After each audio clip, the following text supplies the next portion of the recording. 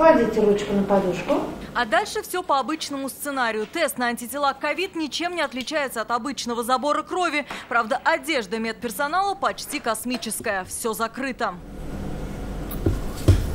Диана Муртазина не болела, не было и симптомов коронавируса. Переживает, вдруг все прошло бессимптомно. Сегодня в Казани 9 частных клиник делают тест на антитела. Я слышала, что коронавирус у многих протекает бессимптомно. И чтобы обезопасить себя и свое окружение, я решила сегодня прийти и сдать анализ. Только в этой частной клинике такой тест сдали уже 800 человек. У 15% выявлен иммунитет ковид. Кстати, анализов два вида. Названия отличаются лишь буквами М и G. Первые нарастают с начала заболевания, а после выздоровления исчезают.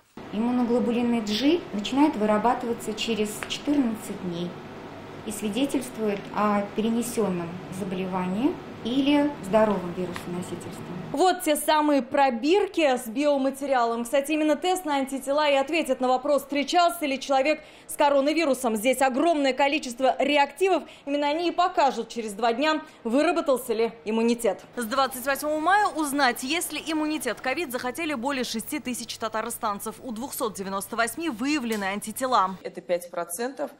Это свидетельствует о наличии иммунитета к коронавирусной инфекции. Хочу отметить, что исследования на антитела к коронавирусу являются более целесообразными именно для здорового населения. До конца месяца в Татарстане начнут выборочно проверять население на антитела. Такие исследования идут по всей России. Татарстан в числе 22 регионов, попавших в пилот. И на нашем примере в том числе будут изучать наличие коллективного иммунитета. Уже в июне проведут 2800 тестов в 16 районах республики. Алия Хайрудинова, Вадим Илларионов, ТНВ, Казань.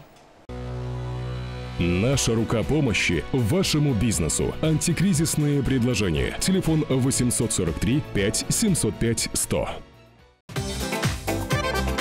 Көтелмәгән кунак көттөреп кенә интернет челтәрләренә дә килеп җитте. Хәзер бу фильмның барлык серияларын ТНВ.ру сайтында карап була.